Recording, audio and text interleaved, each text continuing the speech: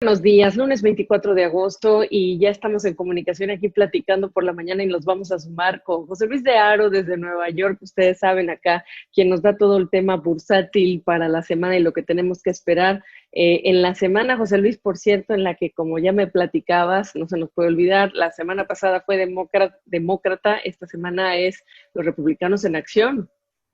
Así es, vamos a ver a partir de hoy hasta el próximo jueves a los republicanos tomar el testigo en esa convención nacional que básicamente lo que va a tratar es destacar los logros alcanzados por la administración del presidente Trump hasta ahora e intentar sobre todo edulcorar la crisis económica y sanitaria que en estos momentos está en curso debido a esa pandemia del coronavirus.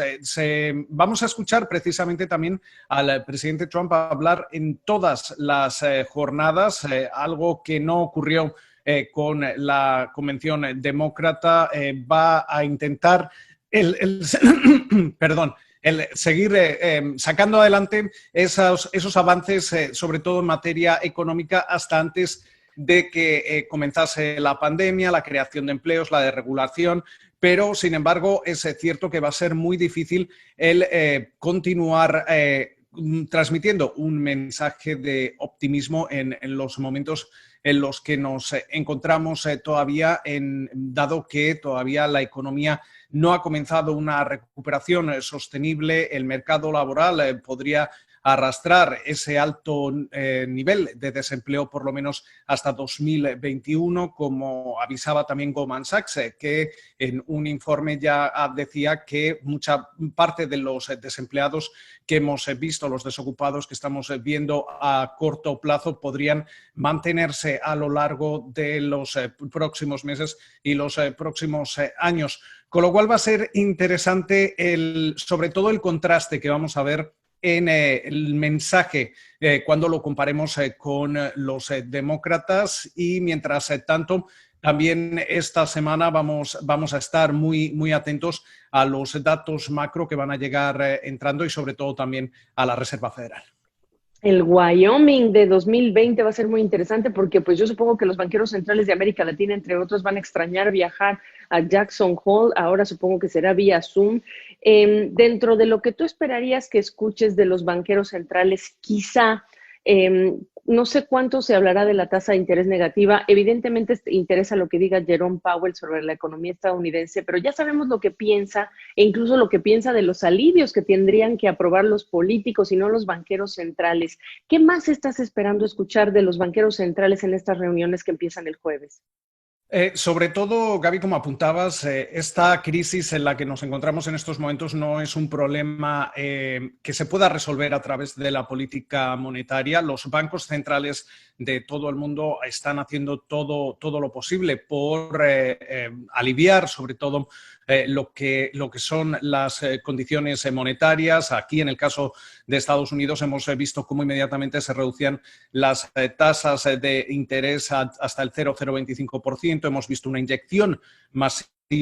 de liquidez y la compra de activos e incluso la Reserva Federal presionando algunas líneas rojas al comenzar también a comprar bonos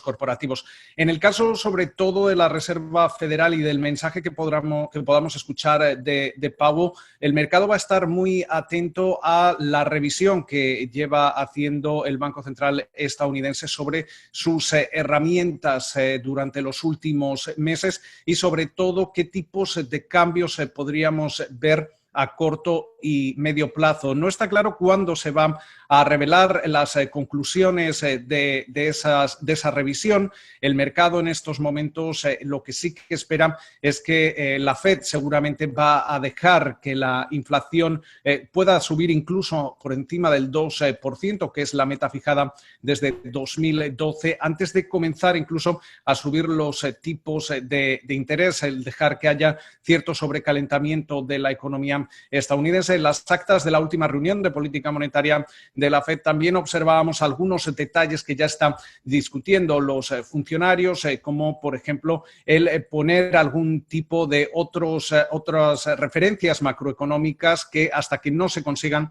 la FED no volvería a comenzar a normalizar esa política monetaria. Lo que sí que parece que no va a ocurrir como esperaba el mercado es que vaya a haber algún tipo de control sobre la curva de rendimiento de los bonos del Tesoro, y de momento también parece que la FED dejaría de lado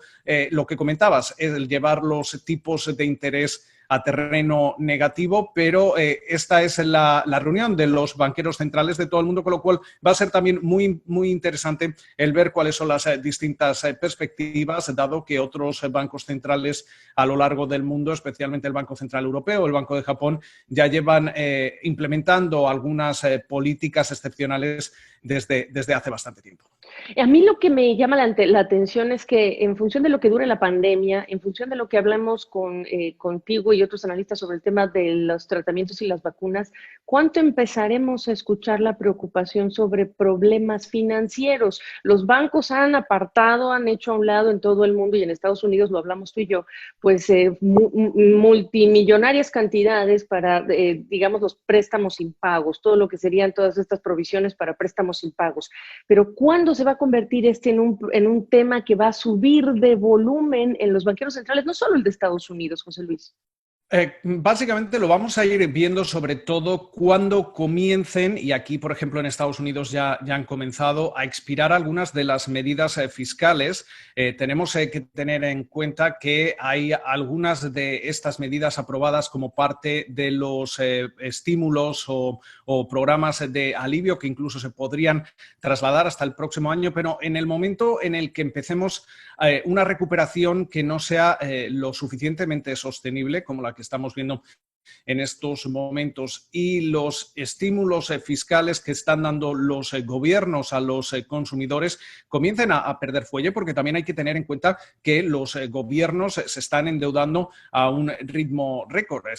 Precisamente este fin de semana el Wall Street Journal ponía de manifiesto cómo estamos viendo ahora mismo cómo esa deuda pública a nivel global está ya en niveles no vistos desde la Segunda Guerra Mundial, con lo cual en algún momento la deuda pública o el papel que juegan los gobiernos va a tener que comenzar a ser más limitado, porque también tienen que mirar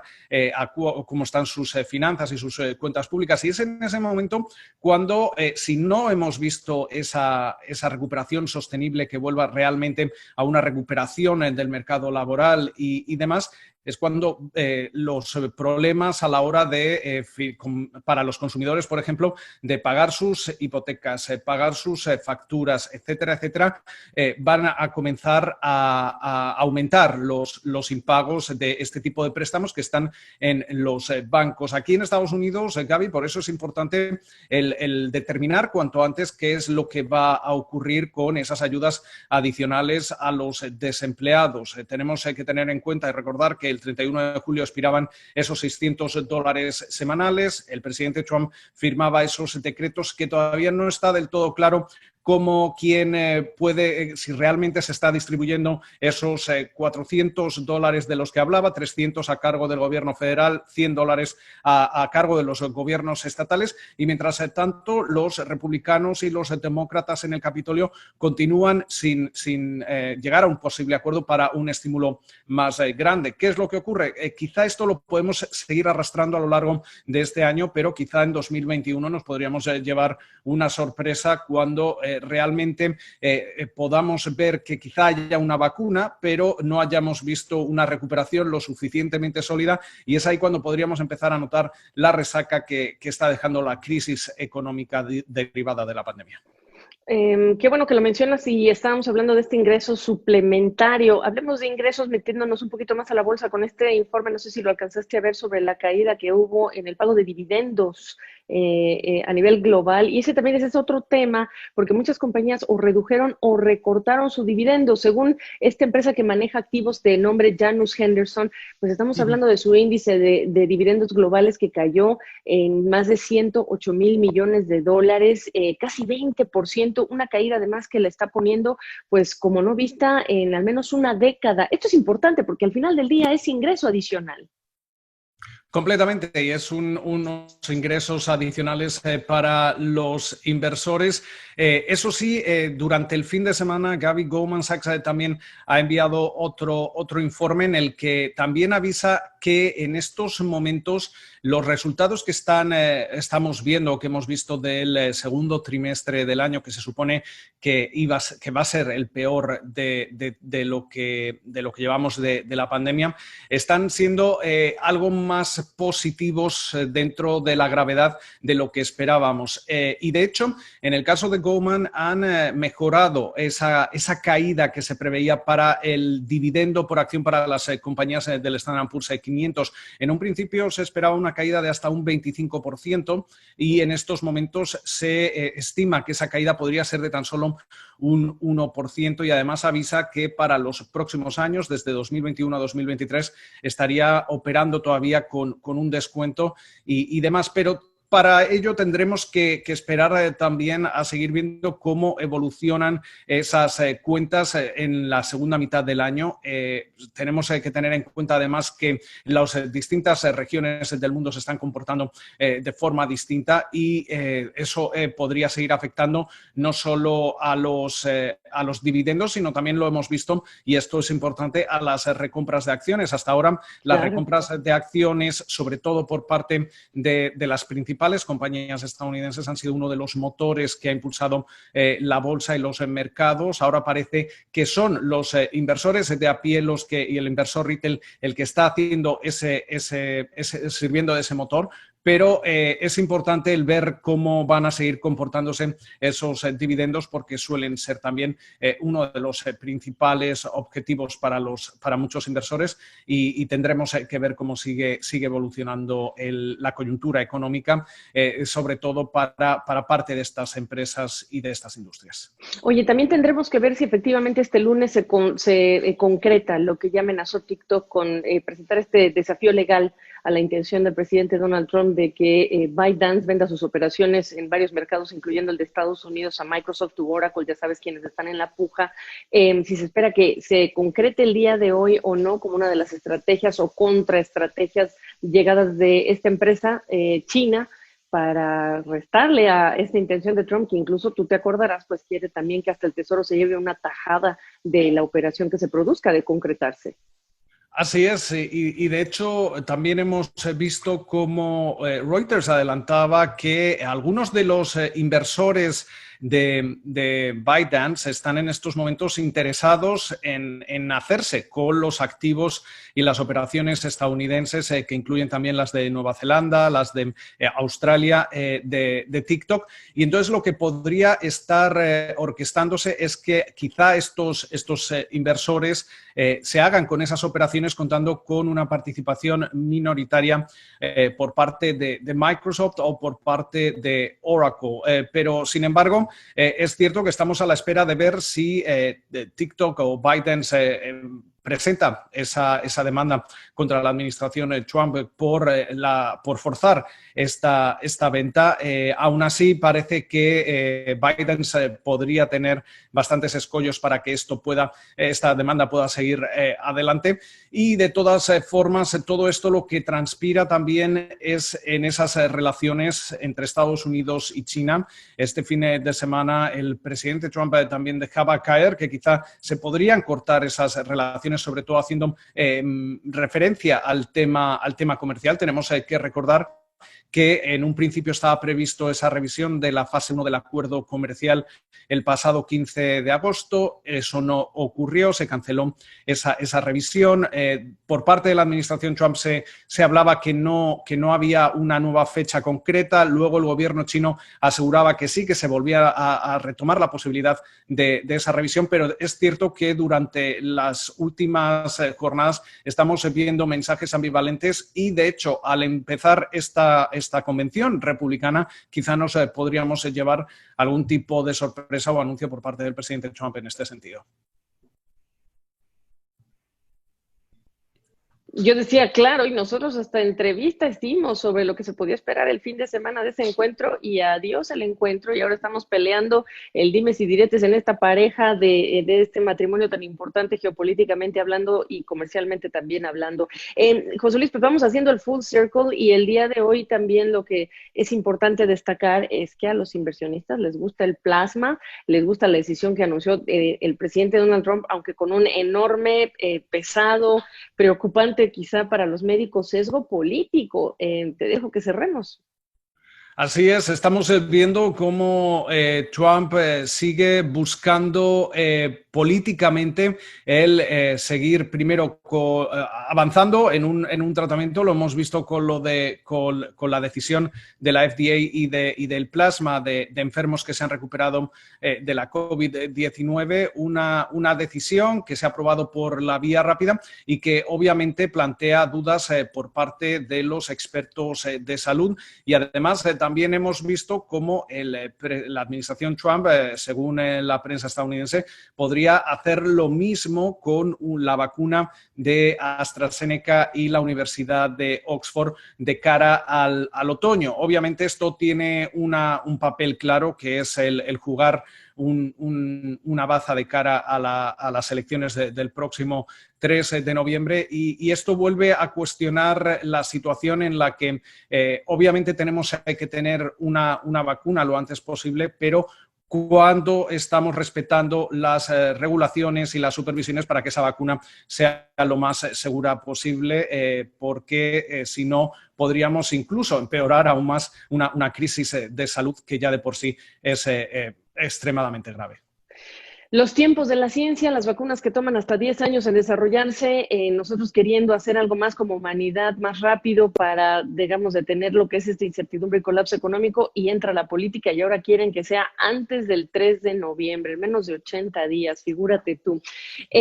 Pues te deseo un buen día, te deseo una excelente semana y vamos a ver, oye, por cierto, no te voy a dejar ir sin que me digas, nosotros ya hablamos de las 7 magníficas, Apple por arriba de los $2 billones de evaluación, ojo, trillion es igual a billones para quienes quieren corregirme por Facebook. Se agradece, pero no hay necesidad. Y Tesla más de $2,000, pero hablábamos de Netflix, Alphabet, Apple, Tesla, por supuesto, ya la mencioné, se me están olvidando. ¿Quién es más? Amazon, me faltan 2, pero bueno. Sí, tenemos Microsoft. Sí, Microsoft. Ahora mismo vamos a ver cómo, tras la estela dejada por parte de Apple con esos 2 billones, cómo sobre todo compañías como Amazon o Microsoft van a cruzar rápidamente también esa marca en los próximos meses o incluso en los próximos años. Yo me quedaría con menos de un año, dado que también hemos visto el papel importante que ha jugado las grandes tecnológicas, pero sí que es cierto, Gaby, que vamos a seguir viendo ese impulso por parte de las grandes tecnológicas y de las compañías que más se han estado beneficiando durante estos últimos meses por esas subidas en bolsa, después ya de haber dejado atrás ese mercado bajista que ha sido el mercado bajista más corto de la historia. Yo no sé si Tesla yo no la incluiría, pero... No,